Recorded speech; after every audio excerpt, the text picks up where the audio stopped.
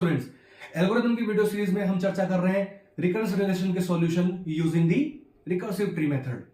अभी तक हम दो एग्जांपल को देख चुके हैं प्रीवियस वीडियोस में। अब हम आ गए थर्ड एग्जांपल को लेकर के।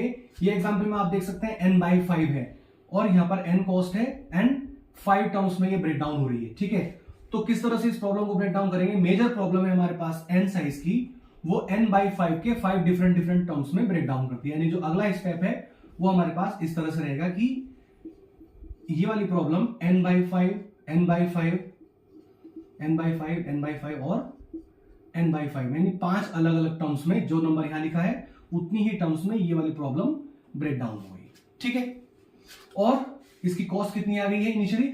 अब दो एग्जांपल पढ़ने के बाद आपको थोड़ा सा आइडिया लग गया है कि क्या कॉस्ट होने वाली है। इनिशियल लेवल पे जो वैल्यू यहां लिखी है वो एज इट इज यहां लिखी जाएगी, मतलब इनिशियली अभी n कॉस्ट लगने वाली है इस प्रॉब्लम को ब्रेक डाउन करके वापस से समराइज करने में। ठीक है, नेक्स्ट स्टेप में क्या होगा? अब इस n/5 प्रॉब्लम को जब ब्रेक डाउन करेंगे तो वो भी 5 अलग अलग हिस्सों में ब्रेक डाउन होगी, 1 2 3 4 5 and each part will be n/5 multiply by 1/5, क्योंकि 1/5 तो ऑलरेडी है, तो ये हो जाएगा n/5 मल्टीप्लाई बाय 1/5, तो n/25 या 5 स्क्वायर भी लिख सकते हैं। ठीक है, तो that will be n/5 square, n/5 square, n/5 square.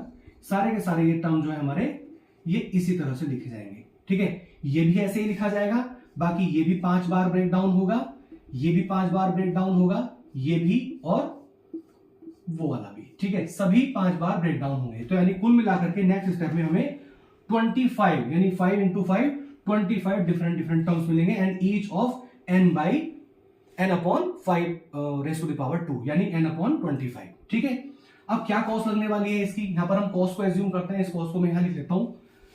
अब जब हम इसकी बात कर रहे हैं तो इसको ब्रेक डाउन करने में, केवल इस टर्म को ब्रेक डाउन करने में और वापस से समराइज करने में ये कॉस्ट जाती है। ठीक है, n/5, जो कॉस्ट यहां जा रही थी नेक्स्ट स्टेप में उसी कॉस्ट को हम यहां लिखेंगे n/5। ठीक है, और कितनी बार जा रही है? एक बार इसके लिए और 4 बार और, तो कुल मिलाकर के 5 टाइम्स ये जा रही है। तो दैट इज 5 से 5 क्रॉस हो गया, मींस n टर्म ही यहां पर जा रहे हैं। ठीक है, नेक्स्ट स्टेप में हम इसको ब्रेक डाउन कर लेते हैं, क्योंकि इधर जगह नहीं है तो यहां पर कर लेते हैं। नेक्स्ट स्टेप में जब इसको ब्रेक डाउन करेंगे तो ये फिर से 5 टर्म्स में ब्रेक डाउन होगी।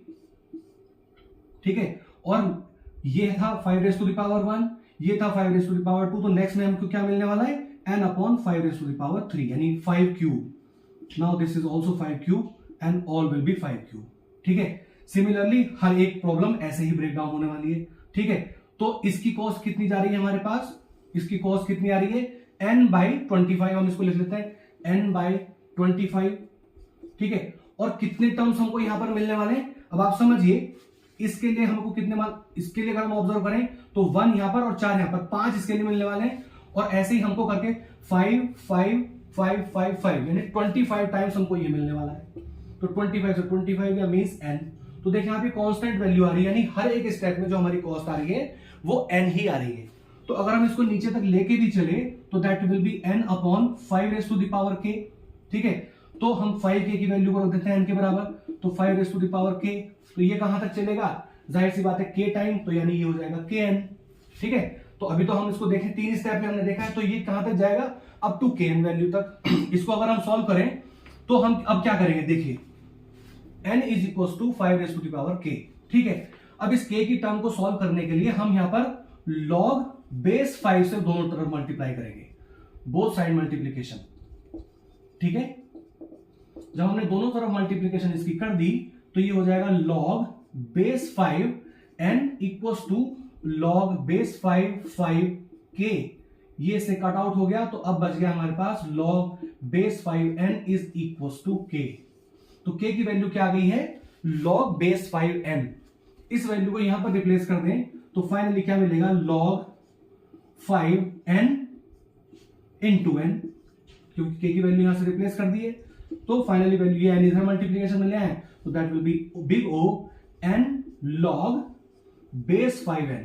यहां पर बेस का बड़ा इंपॉर्टेंट रोल है। अभी तक हमने जितने भी एग्जांपल प्रीवियस एग्जांपल में भी किए हैं तो log बेस 2 के साथ ही हमने काम किया है, बट यहां पर पहली बार हम देख रहे हैं कि इस कंडीशन को सेटिस्फाई करने के लिए log का बेस 5 लेना पड़ा, तो हम लेंगे। ठीक है, तो this is the solution of this particular given recurrence relation.